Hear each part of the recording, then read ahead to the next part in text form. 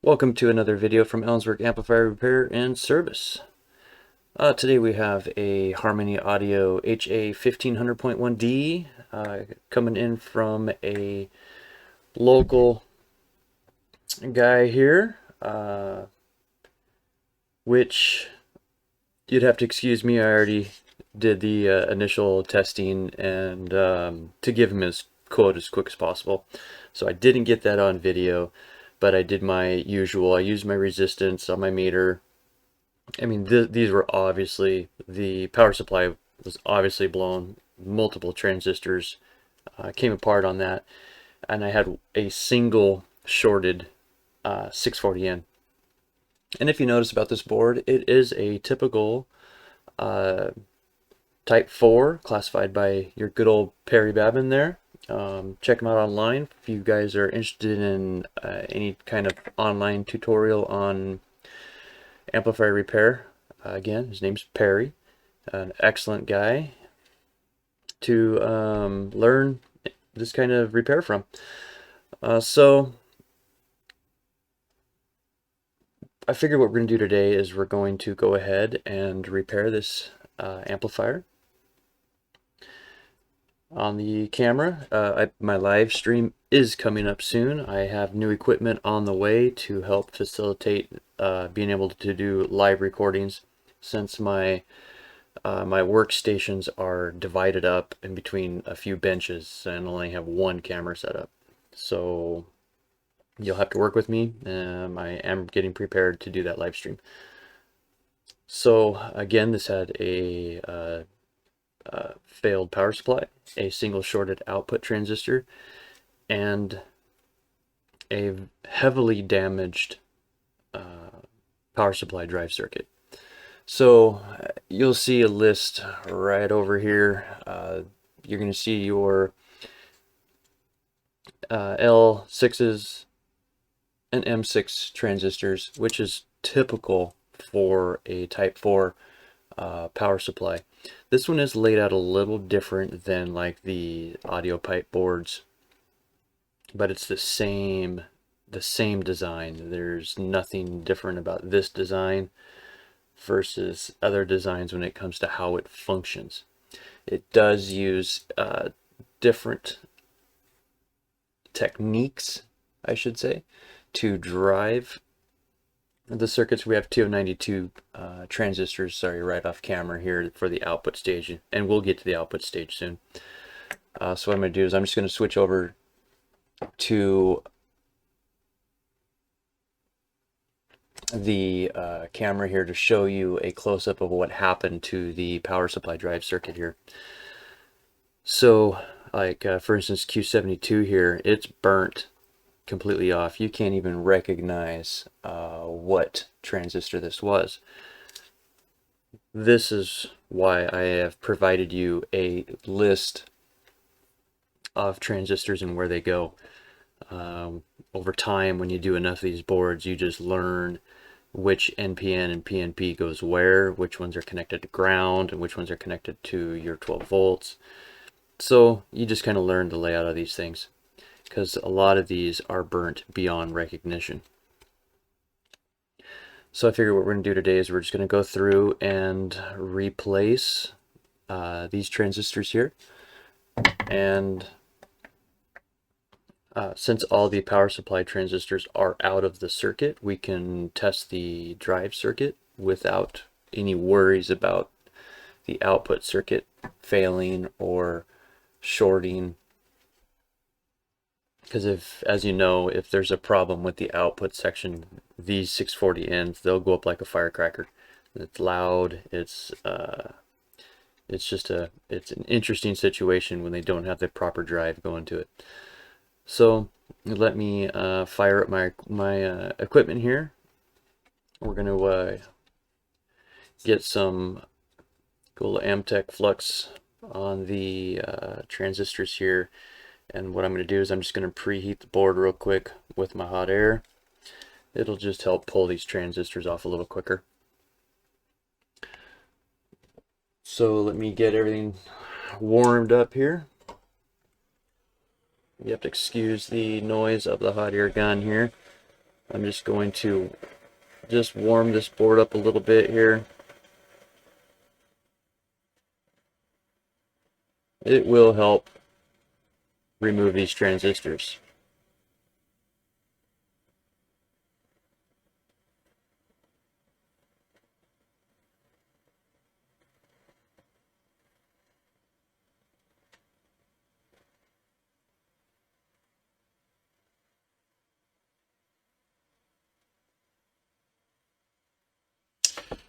Just like it doesn't take much heat.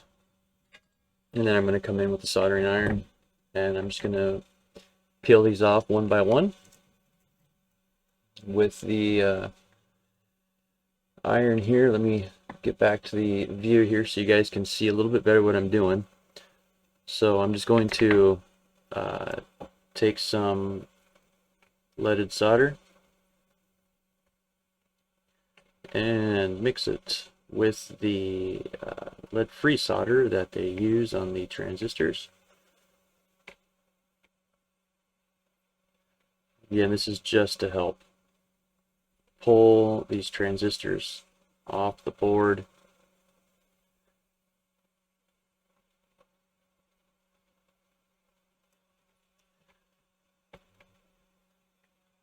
Just like that, and then we just heat these up, pull these off. Now sometimes when these cook, they actually get welded to the copper trace.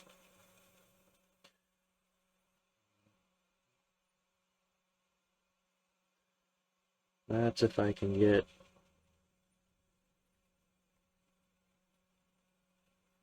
there. It goes.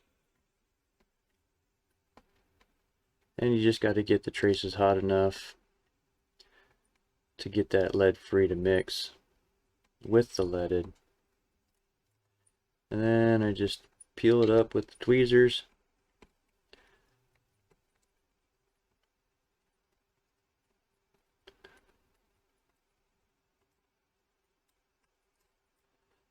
Just like that. And one by one, we will just peel these right off the board.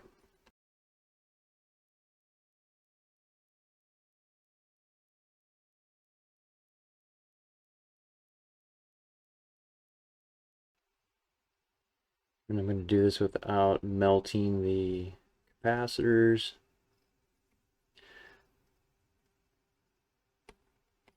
And you'll see they just kind of roll right off the board here.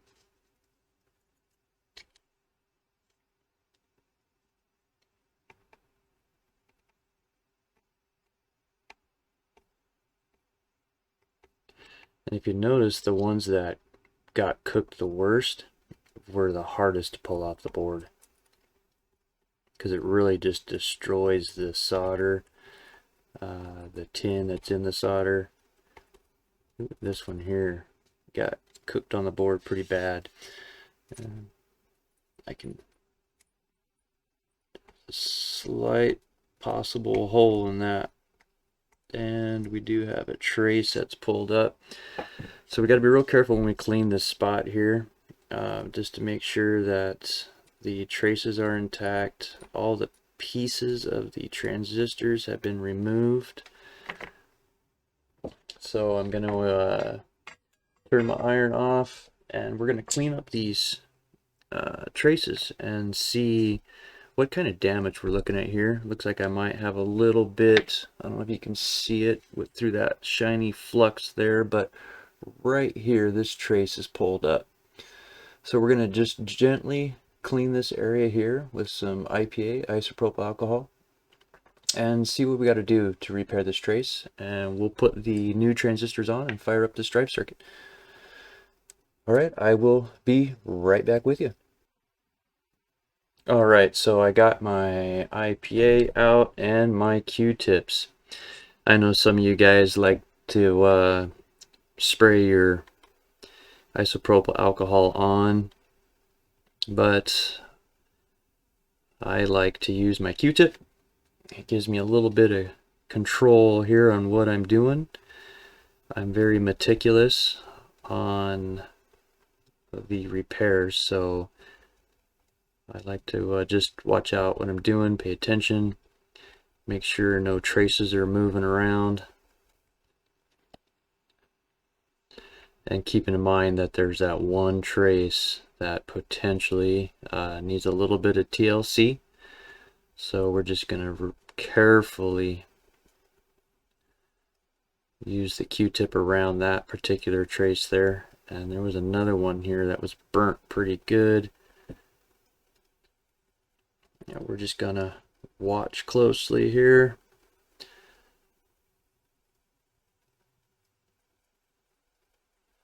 Yeah, that burnt through pretty good. So we're going to do a little bit of,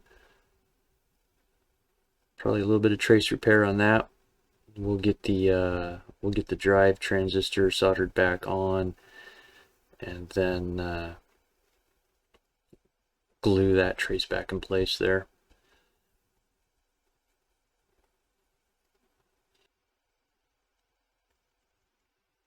It's not too bad.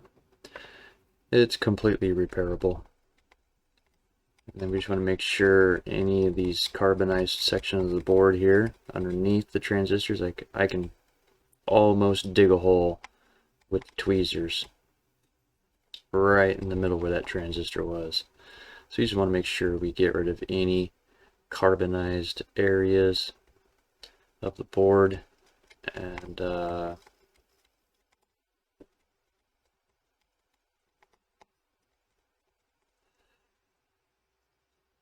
fill that back in.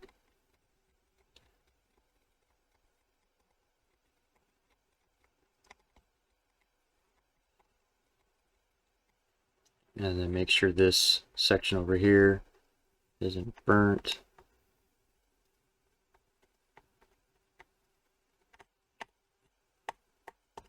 It's a little, you can kind of hear these circuit boards. They're like a little crunchy. I don't know if you can hear that. And then as you dig through there, you'll actually see the circuit board. It'll start to look clear or white or whatever color they used, and then you know you've gotten through a lot of the carbonized area.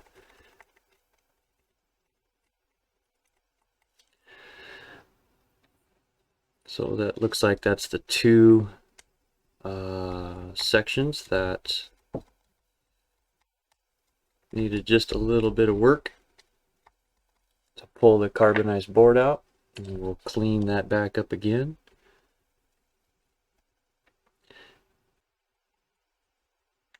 Just like that. And that's how I prepare a board.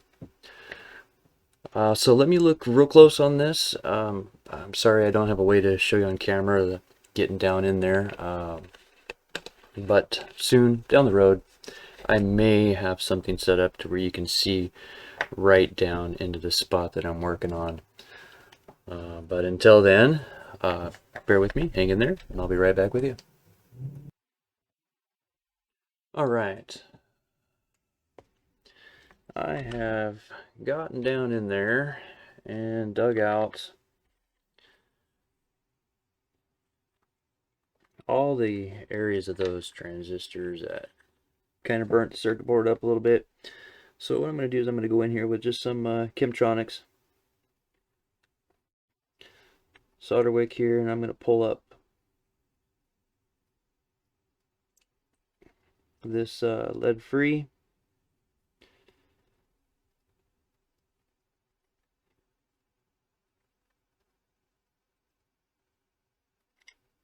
Just so as I have a little bit easier time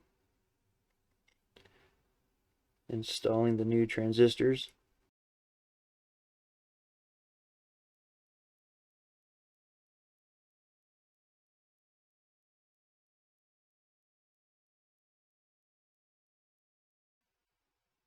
And I'll just go around all the pads here and pick up all that old solder,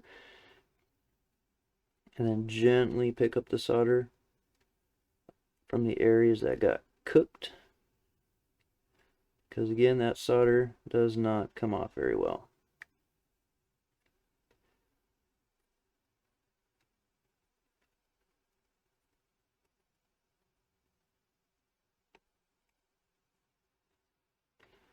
Then once everything looks flat, good to go, we will install the new transistors. Alright, so now what I'm going to do is I'm going to place the transistors just on the board where they're supposed to be. Just off to the side of the view here, I have the transistors laid out in a line in order of which way they go back on the board. That way I can just pick and place the transistors here. So the first one here is going to be an L6 from the top here. So I'm going to take my L6 and I'm just going to place my L6 right on the board here. Except and then I'm going to take my L6 and place it right onto the board right here. And then my next one is a M6. So the M6 is going to go on the board there. And then we have another M6. Another M6, and they're all facing the same direction there, so it's pretty easy to pick and place these. M6, and then an L6, L6, and M6, M6, and L6,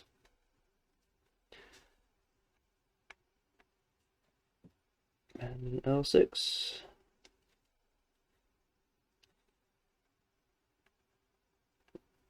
A little crooked there. And then last but not least is an M6 on the bottom, which got heavily damaged. And we're just going to place it right in place here. So this is my layout of the new transistors in place there. And I'm going to get the old iron going here. Get just a little touch of solder on the end of the iron.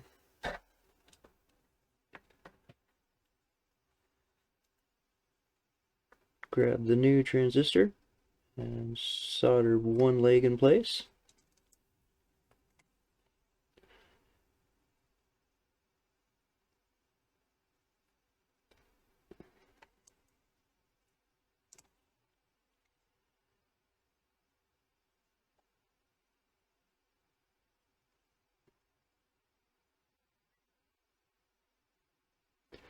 Now the ones where the board got burnt, just want to be gentle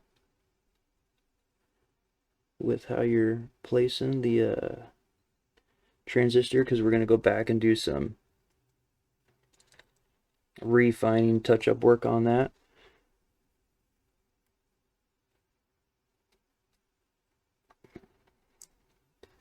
And it really is just as simple as just tacking one leg down.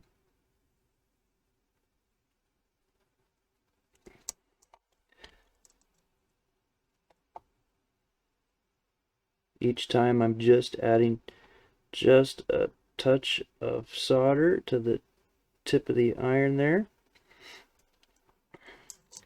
Every now and then getting rid of the old solder.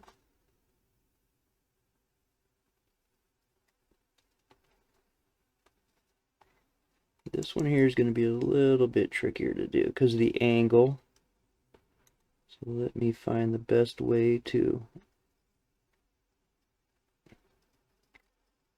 get back here. Get back here. Oh, it fell off the board.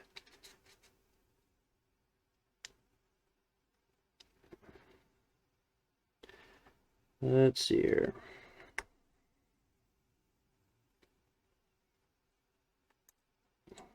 Boy, this one's just going to be... The angle is just fighting me on this.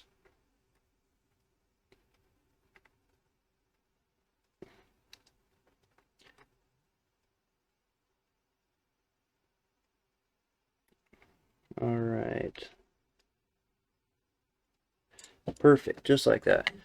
So what I'm going to do is I'm going to take just a little bit of flux, and I'm just going to put just a touch of flux on the end of the back two legs of these transistors.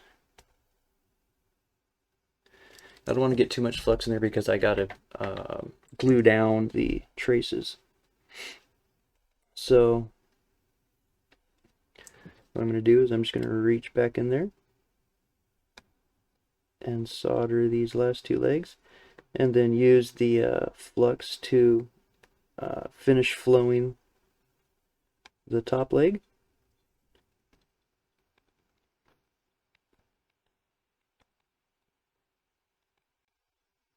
And as you can see, it takes just a second to solder these transistor legs down. You don't want to be holding out very long on transistors. The shortest amount of time possible is the best amount of time.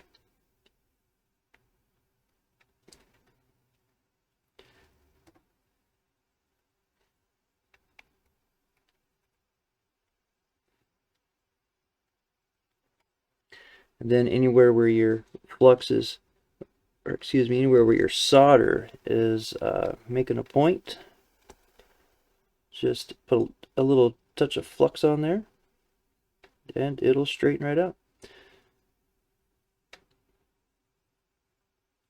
And there's the transistors soldered back into place there for you.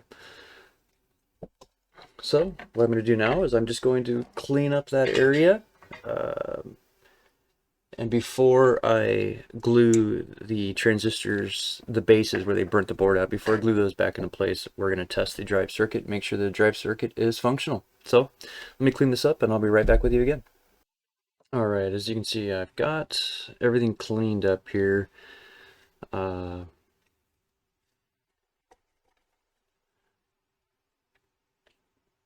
Looking good. I don't see any solder bridges or any terminals that are not soldered down in place. So let me get the oscilloscope fired up, and let's see what we have. Give me just a second here to start the software on this thing. Sorry, I should have done this before. Alright, so I got that oscilloscope started for you guys, and we're going to go ahead and check and see what we have going on for the drive here. So again, there's no, as you can see, there's no output, so as you can see, there's no power supply transistors installed. So there's no concerns about any damage by check and see if your transistors are correct, if they're soldered in correctly, you got the right ones in place. If you do have the wrong transistors in the wrong locations, you may end up burning them up. They'll get real hot, they'll start smoking, and you'll probably burn it in half. But again, for these Type 4 boards, for this Harmony Audio board, I do have that list here for you guys. If you ever burn up your drive circuit, at least that list there will tell you which transistors to put in which location. And if you have any questions about your circuit designations or your component designation versus the transistor that goes in, just leave me a comment down below there, and I'll get back with you the best I can. Like I said, this is a customer's board, so once I'm done with this, it's headed out. But let me know. We'll go from there. So let's fire up this power supply. So I got a red light turns to blue light, no heat. So let's see what we got here. I'm just going to check on the gate, and there we go. We have a perfect square wave drive for you. Let's see how many gate resistors are burned up here. So far, the gate resistors, Survived that side. Let's check this side. Looks like all the gate resistors made it, surprisingly, because this power supply went down hard. Nice. Good news, I don't have to replace any gate resistors. They are all intact. So, the transistors that came out of this were the 3205s. So I'm going to install new 3205s. It uses 4 2020 rectifiers per side, which is pretty stout. You don't really even see this on the other Type 4 boards that use 2 and 2. But that's pretty impressive there. 4 and 4 of the 2020, so they're the 20 amp 200 volt rectifiers. Common cathode and common anode rectifiers. And on the output they used 640Ns. Again, standard, typical for your Type 4 boards. Classified by Perry Babin himself. So I'll be right back with you. Let me get these transistors put in and we'll check the power supply. Alright, and just another tip of tricks here. As you may know, when you have a line of transistors and you got to put it back in the heatsink, having the proper height is important. So what I do is I take a metal ruler and I line the transistors that are the rectifiers, if they're still on the board, from the factory height, and I just align the tops of the transistors. Now, only do this when your rail capacitors are discharged. I cannot stress that enough. You will weld your ruler right to the top of those rectifiers. And then what I do is I just line up all the power supply transistors to the bottom of the ruler there. And then while they're standing still there, I take the soldering iron and I solder in just the gate pads of the transistors. And why just the gate pads? Because they take the least amount of heat to solder the transistor in place.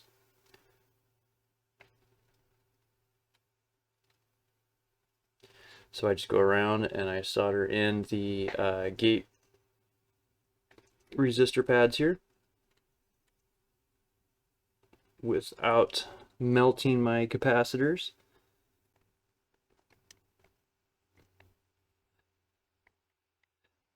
And then what I do is I do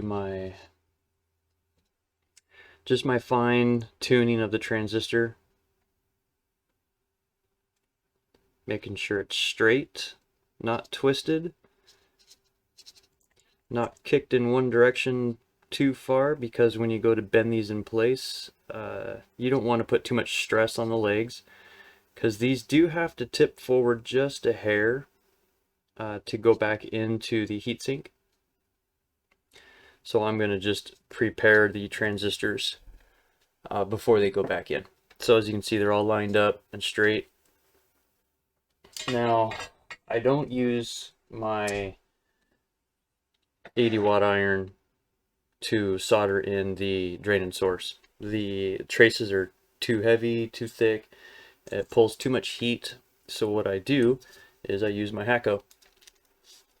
So let me flip this board over.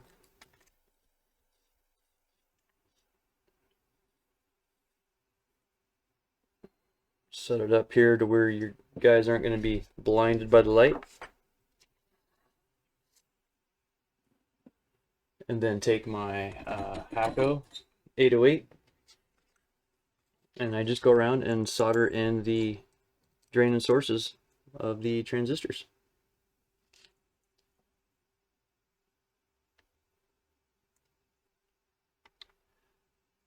That's what I like about using the 808. It takes just a second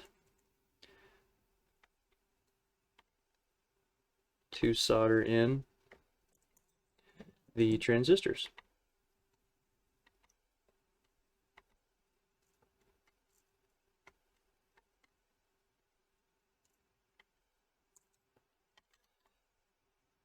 Allowing just enough time to for the solder to get through the via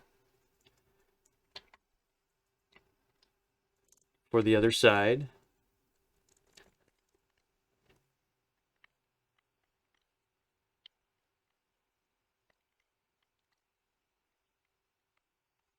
Make sure the gate is soldered well.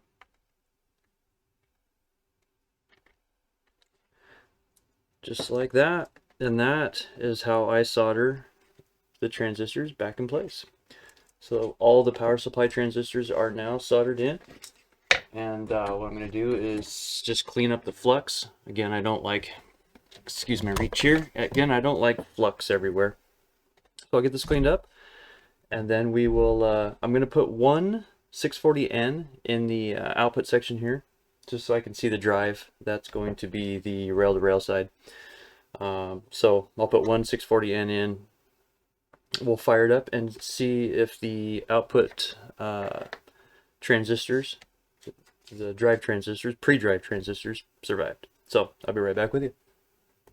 And as I was going through cleaning the board up, it's always a good idea. Sorry for that glare. Those lights above me are really bright because I have a lot of area I got to light up. But it's kind of hard to see, but I'm just going to let you know that right behind the scope there, let me get this moved here. So right here is a solder bridge. So what is that? That's going to be the gate, the drain and source. Is it? Nope, that's a gate and drain. So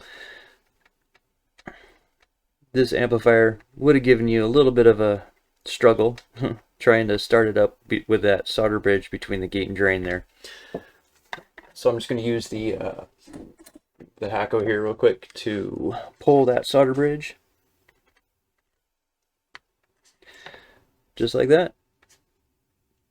So again, double check your work. Make sure there's no bridges. I do see that fairly common coming in is solder bridges. And working on an area, double checking where you've worked before you move to the next area will really help you in determining where that solder bridge is if the amplifier is not starting the way it should. So that is the board with all new power supply transistors installed.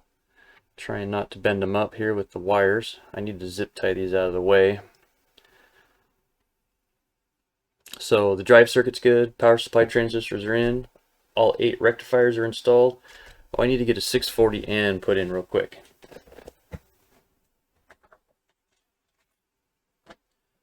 So let me grab just a 640 real quick here, plug that HA-A back in, and we can just slap a 6. These are all in parallel.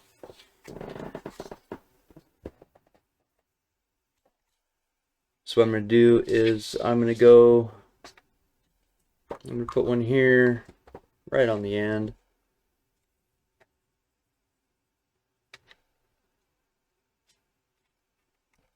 And I'm going to put another one in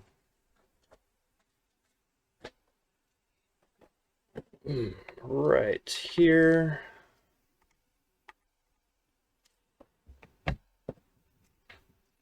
Flip this back over again.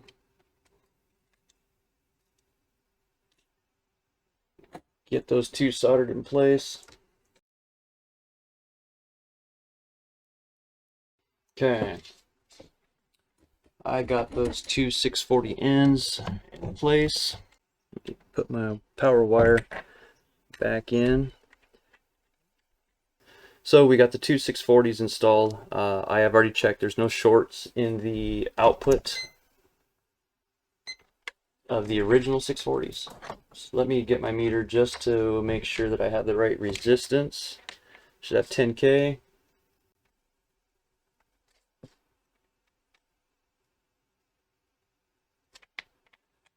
$21 gate to drain. 20 gate to drain. 20 gate to drain. 10 gate to source. 10 gate to source. 10 gate source, and 10 gate source. So the resistance checks fine on the output. Let me get the scope set up here. Everything else out of the way. And let's see what this board does. Either these two 640s here are going to literally explode, or this amp is going to fire up.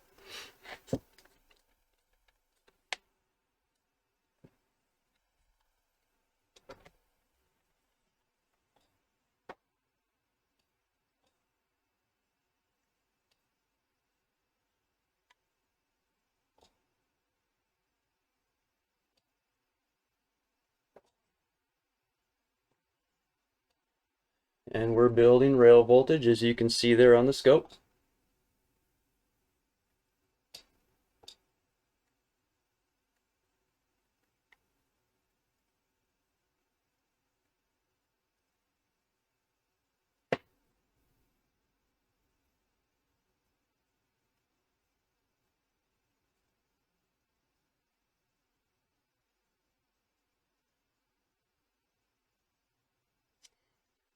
Blue light's on, and those 640s are not destroying themselves. So there's our output. So there's your rail-to-rail drive, and then we should have a negative rail drive, and there's our negative rail drive. So there it is. The output drive card has survived. The 640, the original 640s are fine. The two 640s are fine. I'm not gonna, there's no heat whatsoever to those. So what I'm gonna do is I'm going to load that 640 bank up. We'll get a 50 hertz signal put in and make sure I have a 50 hertz signal coming out. So I will be right back with you again in just a minute. So before I install these 640Ns, let me give you a little tip of advice here. If you look real close on this board, not even real close, if you just look at the output section of this board, you're going to see you have your output inductor, your output filters, your rail capacitors, but what is it that you don't see on this board? Another gripe that I have about Type 4 boards. What do you see? I'm going to give you just a couple seconds here to see if you can tell me what is missing on this board. Well, in my opinion, you're missing discharge resistors. So this board is going to continue to hold your rail voltage, and it will hold that rail voltage. So you've got so you have a potential of 140 volts here, DC, and a lot of current. So you can see that it's going to sit there. Now, if you go and take your 640N and you put it in here and you are soldering away and you did not discharge these rail capacitors, guess what's going to happen to those? You're going to short those 640s out because you're going to short the rails out. So what I do is I have my 2 ohm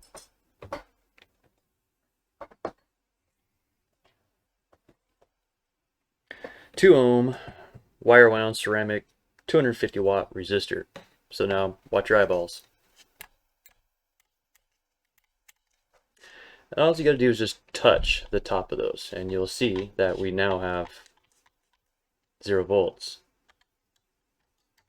So please, if you're working on boards and you're wanting to start working on boards or learning how to work on boards, always make sure your rail capacitors are discharged. These things will lighten your day up. So, alright, so let me get these 640s in. I'll be back again. So, looking back, it had a shorted power supply. It had a single shorted 640N on the rail-to-rail side. So that shorted 640N probably overloaded the power supply overloaded, shorted out all the transistors, and went from there. I do thank you guys for watching. I will continue on with this. Otherwise, functionally, the power supply works, output section works, it is oscillating. So I'll get this in the heatsink, get it on the old test bench. Thank you for watching, and I will catch you on the next one.